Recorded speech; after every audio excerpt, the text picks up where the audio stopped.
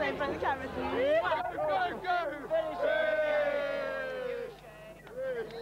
Arriving at Oxford as a bowler-hatted roustabout, Oscar swiftly made Magdalen College the intellectual gymnasium in which he developed the pecs of his pose. He arrived in an Oxford famous for light-hearted extravagance, youthful intensity, and the privilege of the privileged classes. I can't say that I feel particularly comfortable in a place like this. If you're not a part of one of these institutions, it's very difficult to relax. And I wonder whether when Oscar first came here, whether he felt that comfortable. As a boy from Ireland, suddenly surrounded by lots of very posh people. But he did learn to relax. Maybe he learned to relax too much. I wanted to eat of the fruit of all the trees in the garden of the world. And I was going into the world with that passion in my soul. God knows I won't be a dried-up Oxford Don anyhow. I'll be a poet, a writer, a dramatist. Somehow or other I'll be famous. And if not famous, notorious. While pretending never to work, Oscar was one of the most original scholars of his generation. When he came to Oxford, there were two very important figures there, certainly important for somebody like Wilde. One was John Ruskin, and one was Walter Pater. And they represented very different views, very different paths that a young man might take. Because Ruskin was truly a Victorian. He was a splendid, adventurous, unique Victorian, in fact. But what he adhered to was that the beautiful and the good were intimately connected. And by good, he meant morally good. He meant with moral purpose. Walter Pater had been his disciple, but had, as it were, drifted away. And Pater coined one of the most famous phrases anybody has ever coined, art for art's sake.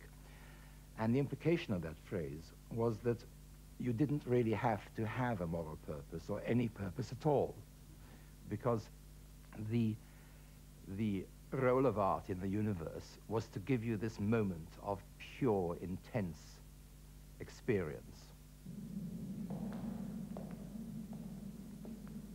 Wilde wanted to show that the appreciation of beauty in the modern world could be like a religious conviction which you lived every day, and this conviction could be used to shock the older generation or the non-believers. Part of the shock for the Victorians was the way he started to treat superficial things as though they were of tremendous importance, and important things as though they were merely trivia. Andy Warhol would do exactly the same 100 years later. Oscar decorated his rooms with what was to become his future logo, the white lily, and this was considered immoral. When he quipped that he had yet to live up to the beauty of his blue china, sermons were preached against him. We live, I regret to say, in an age of surfaces. And I think that's actually what's modern about him, that he neither stayed with the view that he was here to do good with his art, nor did he think in the end that art was enough. And the Wilde that we have come to revere is the artist who did it for art's sake, but also for some other purpose, which was usually hidden. What is interesting about people in good society is the mask that each one of them wears, not the reality that lies behind the mask.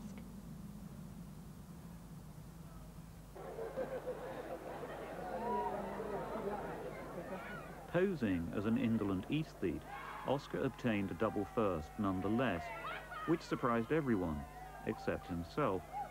He had carried off all the glittering prizes that Oxford could bestow. What, you've done it? Weighed down with honours and buoyant with promise, he left Oxford for London. Oxford left Oscar with an incurable addiction to both champagne and the treatment of life as performance art. As he was later to write, all of us are in the gutter, but some of us are looking at the stars.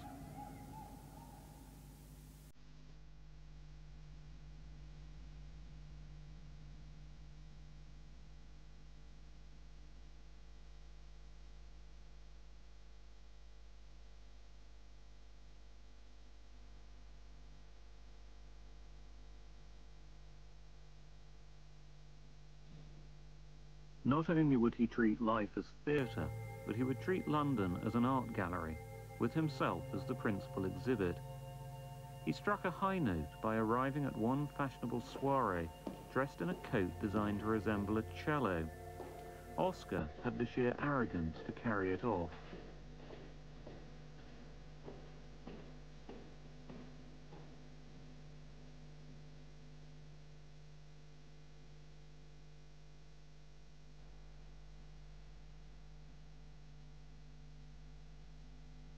The man who can dominate a London dinner table can dominate the world. And there were a lot of dinner tables for Oscar to dominate, at least in the conversational triangle between Chelsea, Mayfair and Holland Park.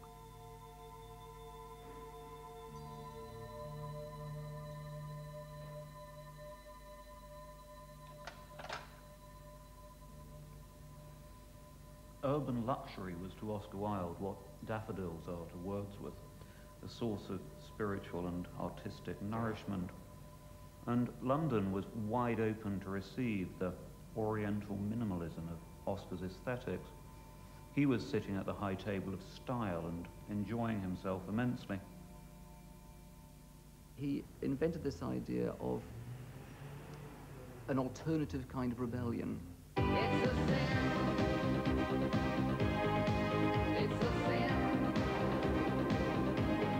So in rock terms, you can rebel by not being part of bourgeois society, by turning everything upside down, by exaggerated behavior, by being exaggeratedly sophisticated, by being what we might call decadent. And that was the image that Oscar Wilde defined in the 1890s. And so you've seen it in the Rolling Stones in 1967, when they were on trial for drugs. They even made a film where Mick Jagger played Oscar Wilde and Marianne Faithfull played Bosie, I think, because they were outsiders, and they had that style of decadence in the way they dressed. You see it in the 70s in Brian Ferry, who did it via Noel Coward, but he had that exaggeratedly sophisticated, slightly camp mode of behavior. You see it in the 80s with Morris in modern time. It was the birth of the modern world in terms of art and literature and music. A lot of things were starting to happen for the first time then. I love London society. I think it's immensely improved.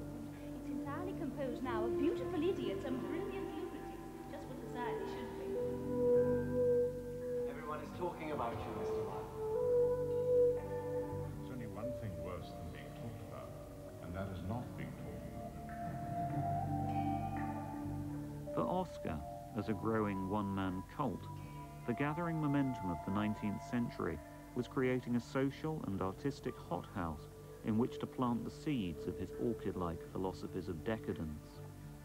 In rooms such as these, he defined the metropolitan psychedelia of the end of the century. In Oscar's day, the style of this room was so modern it hurt. It was like the very latest in art and design thrown into one. Beneath a frieze of peacocks and parrots, the cutting edge of London society could flaunt their plumage and repeat the same bon mot, always hoping for that heat-seeking epigram which could make or break a reputation. Oscar had a good one about a society hostess who held particularly boozy receptions. She wanted to found a salon, he quipped, but she opened a saloon. So Oscar had found his natural habitat, but what did he actually do? Well, like many a budding pop star, Oscar's image was the launchpad of his reputation. He'd published a volume of fairly excruciating poetry, but it was his outspoken opinions which really shocked London society. The only true art is immoral, as the only opinions worth listening to are the opinions of youth. And this was in an age that venerated maturity. In short, Oscar was an aesthete with attitude.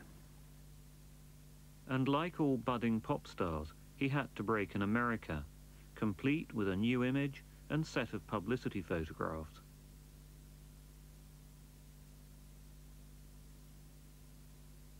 When Wilde went to America, he went in order to publicize something that made fun of him. So it wasn't quite like the Beatles' first tour or Elton John's first successful tour of America in which they become stars overnight. It was simply that Richard Doyley Carton wanted to sell the Gilbert and Sullivan operetta Patience to the Broadway audiences and knew that they wouldn't understand it because it's all about this aesthetic crowd of mooning, sunflower-worshipping, lily-carrying aesthetes. And such a breed did not exist in New York. So Wilde very self-consciously went wearing silk breeches and all the rest of it. And the famous photographs taken by Saroni at the time of him leaning back, looking like the most absolutely droopy lily, are very much sort of tongue-in-cheek. There's a story that he was going to address a group of students and he'd had advance warning that they were all going to dress up in silk knee breeches and wear wigs so their hair was as long as his and look and be all too utterly utter, as the phrase then was. So he turned up for the lecture in the most severe Victorian frock coat and stovepipe hat, looking utterly Mr. Murdstone, and looked at them all and just extraordinary, and then carried on with his lecture. The lines of cruelty about the mouth were unmistakable. Wilde's first hit and only novel, The Picture of Dorian Gray, proposed a cult of complete artifice as the only response to the boredom, vulgarity, and predictability of life as its hero found it. There was no such expression on his face. If only the picture could change, and I could be always as I am now. For that I would give everything. Yes, there's nothing in the whole world I would not give. I would give my soul for that. And what sort of lives do these people who pose as being moral lead themselves? Rejected by the critics of the time as unhealthy, Dorian Gray has since become one of the founding fables of 20th century culture and endlessly refilmed. Don't shrug your shoulders. Don't be indifferent. Listen to me, Dorian! Wilde proved himself to be a prophet of the pop age, and the pop Dorians would remain eternally young in the public's consciousness. These beautiful youths can make the journey to the limits of experience in order to bring back reports of life beyond the edge. But their pursuit of new sensation would be bought, more often than not, for the price of ravaged lives or early death.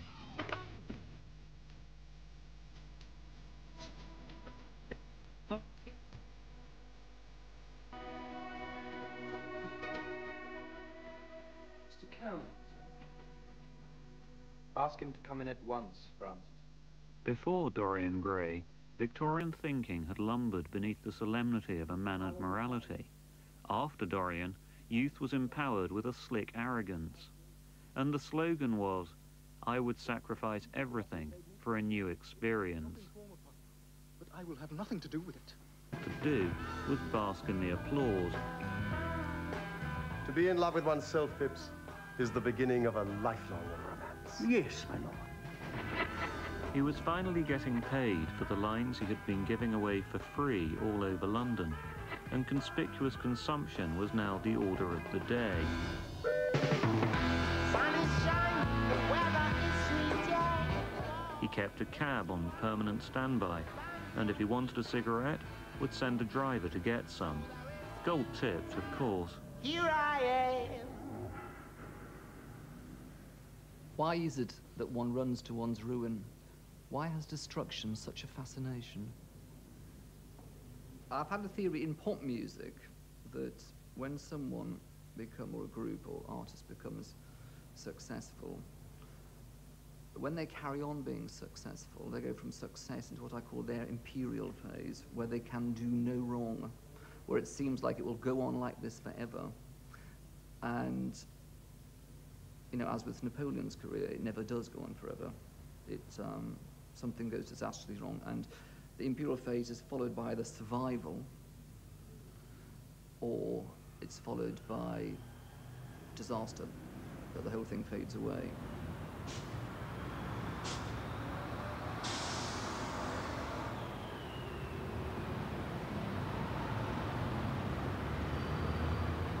This used to be Swan and Edgar's, a fashionable Victorian department store.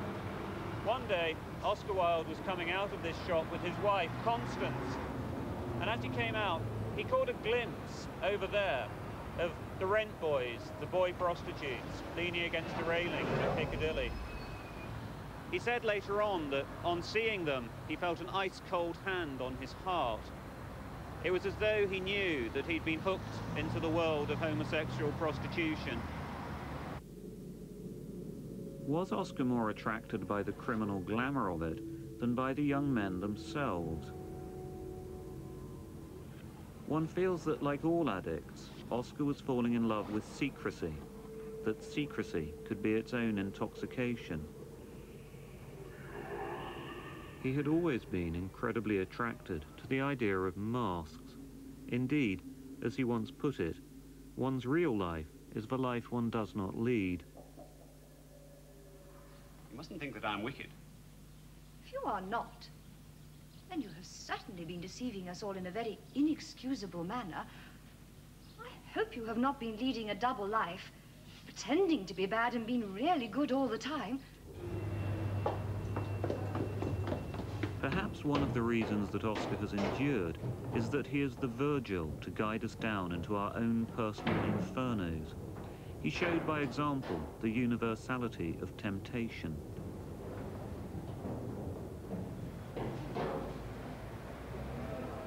Some love too little, some too long. Some sell and others buy. Some do the deed with many tears, and some without a sigh. For each man kills the thing he loves, yet each man does not die.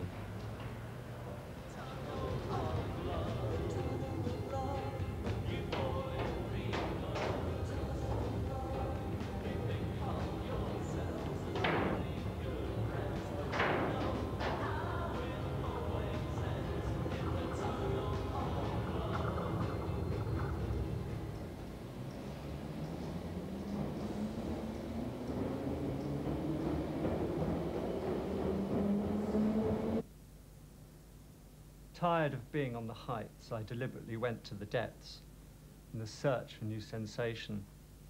What the paradox was to me in the sphere of thought, perversity became to me in the sphere of passion. Desire, at the end, was a malady or a madness or both. I grew careless of the lives of others. I took pleasure where it pleased me and passed on. I forgot that every little action of the common day makes or unmakes character, and that therefore, what one has done in the secret chamber, one has someday to cry aloud on the housetops. Gay London in the 1880s was a very strange sort of topography of places. There were the theatres like the Alhambra, which were notorious for cruising in the back of the stalls and the galleries. And then, of course, you had places like the Germain Street Turkish baths, where Duncan Grant later sketched people there. That was obvious a pickup place. And then there were brothels as well. Charles Hammond, who was the proprietor of the Cleveland Street brothel, male brothel, 19 Cleveland Street, was known to go up to potential clients in the street with a card saying "Pose Plastique, 19 Cleveland Street." So you had this whole hidden world in London, in which gay men moved more or less discreetly, but then within those places there's a definite sense of indiscretion, which I think Wilde was very much a part of. Take it easy, baby, before you go away. You give me worry, you'll get yours one day. Got to run just that. Most people know that Oscar Wilde was homosexual, but not that many people know that he was in his 30s, married and had children before he finally discovered that part of his nature and explored it. After he'd lost his gay virginity, so to speak, Wilde discovered the allure of the underworld, the world of male prostitutes, which he'd later called dining with panthers. It would also famously lead to his meeting with Lord Alfred Bosie Douglas. Now, if Wilde was the first pop star, then Bosie was the ultimate groupie. Mad, bad, dangerous to know, obsessive, and a disaster from the start.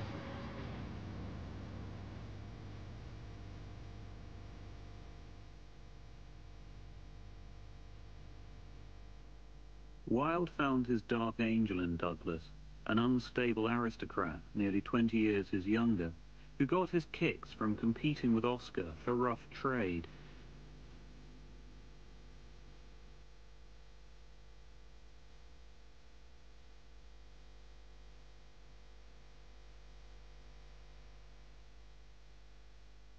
Wilde might have shared some advice with his hero Dorian Gray and been more careful about what he wished for.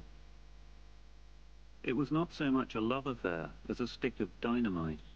Douglas was playing with fire and the boys he so carelessly and publicly picked up at every opportunity, and it was Oscar who would pay for the matches. To be caught would mean prison.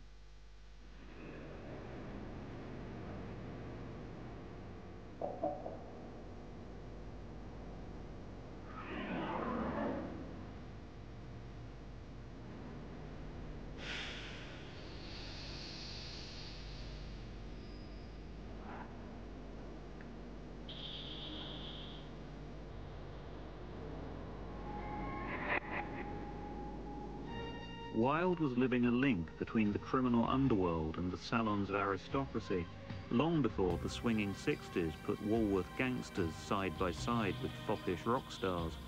But from within this dark and volatile world, an increasingly easy target for both blackmailers and the police, Oscar penned his greatest success. Why all these cups? Why cucumber sandwiches? Why such reckless extravagance in one so young? Who is coming to tea? Oh, merely Aunt Augusta and Gwendolen. How perfectly delightful. The Importance of Being Earnest is the imperishable work. We cannot both be christened Ernest. It's absurd. He had perfect pitch, perfect touch. He had a musician's sense of a sentence. You don't think there's any chance of Gwendolen becoming like her mother in about 150 years, do you, Algy? All women become like their mothers. That is their tragedy. No man does. That's his. There's always a lot of people who can do things very well. You know, to be witty in 1894. But there's a difference between the good and the very, very good, and the differences are in very small details. Pardon me, you are not engaged to anyone. When you do become engaged to someone, I or your father, should his health permit him, will inform you of the fact. For me, it's that should his health permit him, which just tweaks the whole thing up into Wilde. Is that clever? It is perfectly phrased, and quite as true as any observation in civilized life should be. I'm sick to death of cleverness. Everybody is clever nowadays. There was an edge to that delight in paradox, which made it more than humorous. It was more than wit. He did make people, he forced people to consider the unconsiderable. To escape from the heat of the city, Wilde and Douglas retreated here to Goring-on-Thames. Surveying the properties for hire, Bosie typically declared that they must rent the biggest house there was.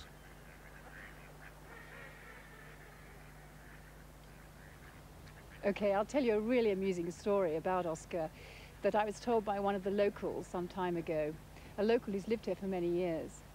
And he was explaining how one day, beautiful sunshine, suddenly the vicar, with whom he didn't get on at all well, came bursting through the lich gate, which is way over in the corner of the garden over there next to the church, and found Oscar Wilde and Bosie completely naked, playing with garden hoses on the lawn here. And apparently the vicar said, "What on earth do you think you're doing?" And Oscar Wilde just stood back like this, threw out his hip and said, "What you see is pure Greek." Oscar had come to write, Bosie to relax, but Bosie quickly became bored. They had one of the many blazing rows which followed the pattern of their addictive relationship. Oscar said, "We are spoiling each other's lives. You are absolutely ruining mine, and evidently I am not making you really happy. An irrevocable parting, a complete separation, is the one wise philosophic thing to do." 3 days later, Bosie was back, begging forgiveness, and Oscar took him in. I think that one of the things which make us feel for Wilde is what Richard Ellman calls that berserk passion, that he met somebody and it was as though the rest had been written by Aeschylus. You know, he just went on and on until...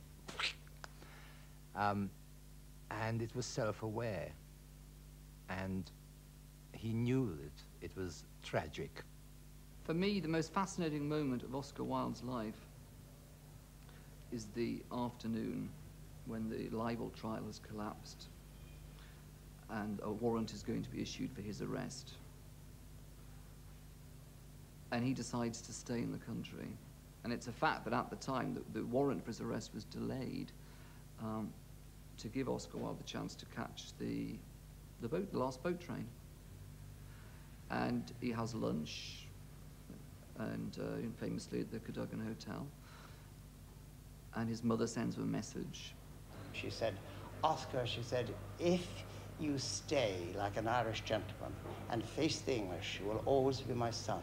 But if you go away, I will never talk to you again." And I think it's a sort of romantic way of putting it, but I think it actually went down to the marrow.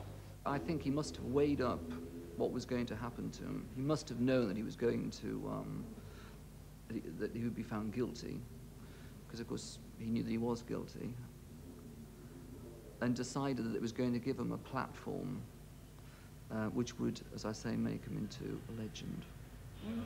It's outrageous. I mean, first of all, everybody forgets that what Wilde was charged with, which was gross indecency, it wasn't a crime 2 years before. It had just come in the statute books. Everybody's forgotten that.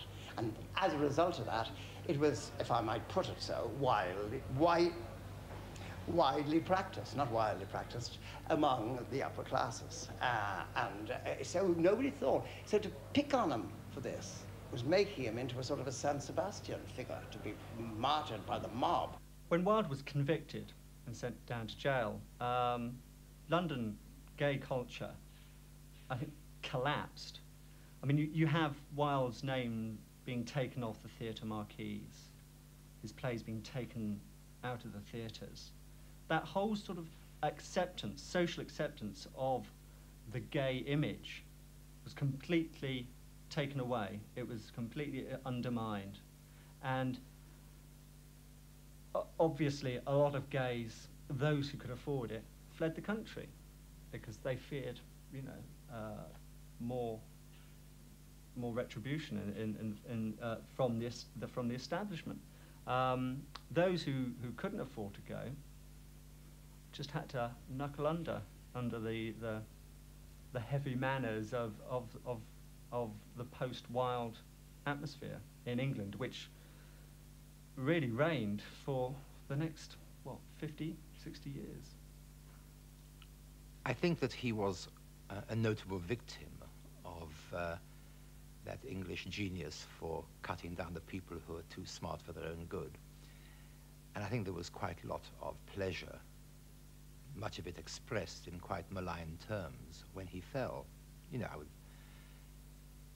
quite like to read what the Daily Telegraph said in that moment, but there were worse things said. I mean, real glee.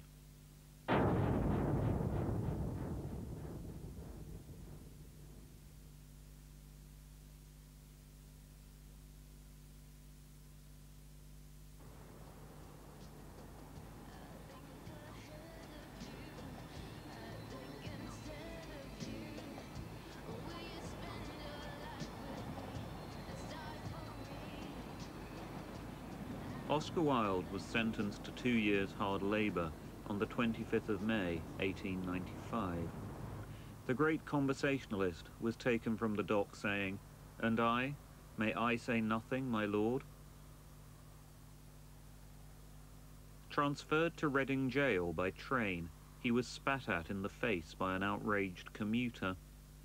For a year after that was done to me, he wrote, I wept every day at the same hour and for the same space of time.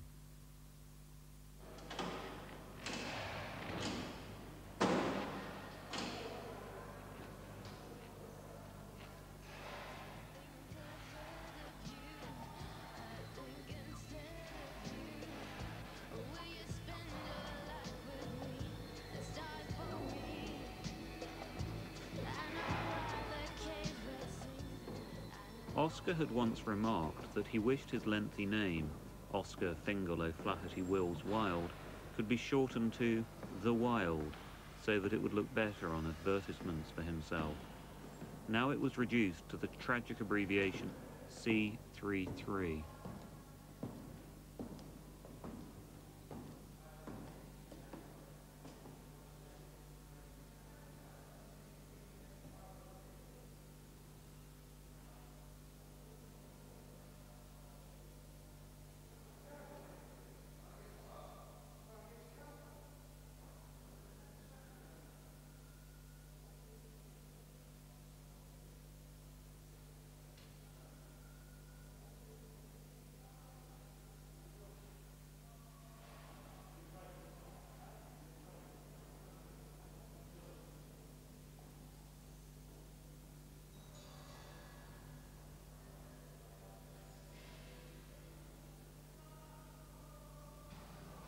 When Oscar Wilde would have been in the cell, pretty much the same basic size. There would have been in the corner there a porcelain toilet. There would have been a bed, but it would have been a bare bed, usually with a basic mattress and his blankets folded up during the day, laid out in the evening. And of course the walls would have been bare, down to the bare brick. The bars in the window would have been there, they're quite new. It would have been a stone glass-clad window. By the door, the only lighting that he would have had would have been a simple gas flame. And would he have been allowed to bring books and things in, or were prisoners allowed to have any kind of personal ornaments or anything like that? Almost certainly not. It was a very austere regime. I believe the stories, and many people speak about what happened at the time, that there was a warder who did bring books into him, and he was castigated by the governor for doing that. Different times to today. It's said sometimes now that if you're a working man, you might possibly survive a sentence for hard labour, but if you were from what was known as the gentleman class, it was as good as a death sentence. Oh, very, very much so, as it is today. I mean, people are sort of bred into prison, so to speak. I mean, for a gentleman to come into a prison today would be harsh. At that time, it would have been very much harsher. The governor of Reading said that he was going to knock the nonsense out of Wilde, so the poet who had once given his profession as idleness was set to work on the treadmill and the crank. This was where Oscar discovered that life does not imitate art, and that the reality of a prison sentence was a million miles away from the ivory tower of martyrdom which he had previously assumed it to be. And yet, dramatically, Oscar's time in prison did serve as the perfect fourth act to the self-scripting tragedy which his life had become. Initially denied writing materials, Oscar eventually found release and some expression in writing letters, most notably to Lord Alfred Douglas, his letter De Profundis. You could say that prison gave Wilde a kind of lucidity, and ironically, perhaps one of the greatest paradoxes of all, it was in prison that he did his best writing. One of the things Wilde wrote was that prison doesn't break your heart, it turns it to stone.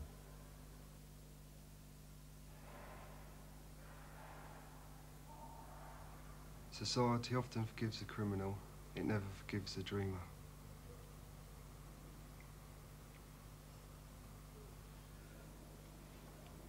One of the many lessons we learn in prison is that things are what they are and will be what they will be.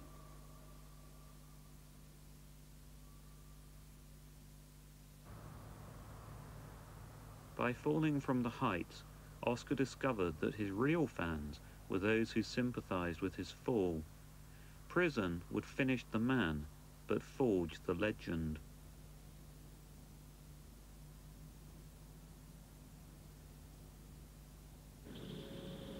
On his release from Reading, Wilde was forced abroad by his reputation, and after drifting around Europe, finally settled in Paris. I think it's very hard to imagine precisely what it was like to be Wilde in Paris in his last year and a half.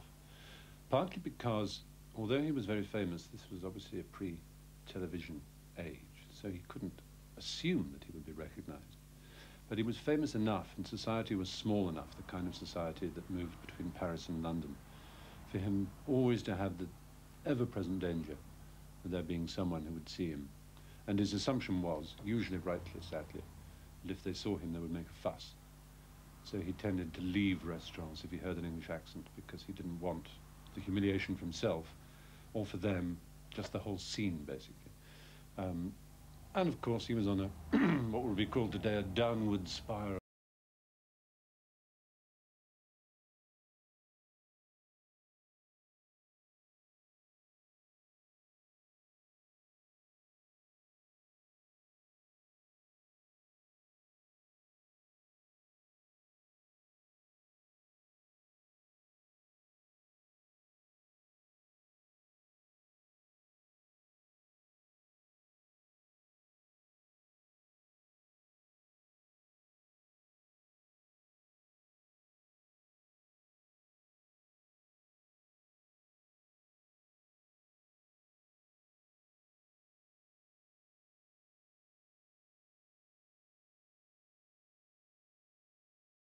Oscar has now been resurrected. Damned at his trial as the pederastic high priest of decadence, whose life, no less than his works, was a byword for iniquity, his influence was blamed for sapping the strength of English youth, to the point that some of his detractors would even welcome World War I as a specific purge for Wildean decadence, which is a bit like blaming Duran Duran for the recession. By the late 1950s, we showed sympathy for his downfall. In the 1960s, he was up there with Che Guevara as a countercultural icon. Now, in the heritage-hungry 1990s, he enjoys the secular canonization of a full-length costume drama feature film. Don't let the sun blast your shadow. But however acceptable he might seem today, Oscar won't be the saint that we'd like him to be. He'd find such a role both vulgar and dull. And this is why he matters, and why his life and work comprise a classic manifesto for free thought and disaffection. Oscar authorized a way of life for the generations who followed, and perhaps the best executors of his legacy are all of those people who feel that they're somehow different, who don't want any trouble, but would go down fighting to defend their right to be different. Their right to be different, after all, is everyone's right. I think what's important about Wilde is the almost in your face, this is me, this is what I am. There is no half measure. It's all there. It's quite obvious what I am. It's obvious what I represent. You can like it or you cannot like it, but I'm not going to change. I mean, that sort of thing is, it's almost punk, isn't it? It's almost like we hate everyone. I think the fact that Oscar Wilde still matters proves that that afternoon in the Cadogan Hotel, Oscar Wilde made the right decision. Of course, he was a brilliant playwright, and the 4 major plays that he wrote, some of them I think are in London at the moment. But the fact is, it's the myth that fascinates us about Oscar Wilde, and it's the icon of him that fascinates us, and it's the tragic downfall that fascinates us. The writing is really only a part of the Oscar Wilde story, and it's the tragic downfall from someone who had this imperial sense of that everything he would do would turn right, would fascinate people. Well, I think that to typify Wilde from our perspective as a gay hero is to do him a disservice. He was a hero to humanity. He's really the first existentialist, in a way, because Genet and Sartre and these people tried to basically enable people to live their lives as they wanted to. And as people freed from the restrictions of religion or race or culture, and Wilde did that. The gods had given me almost everything. I had genius, a distinguished name, high social position, brilliancy, intellectual daring. I made art a philosophy, and philosophy an art. I altered the minds of men and the colour of things. There is nothing I said or did which did not make people wonder. I treated art as the supreme reality and life as a mere mode of fiction. I awoke the imagination of my century so that it created myth and legend around me. I summed up all systems in a phrase and all existence in an epigram.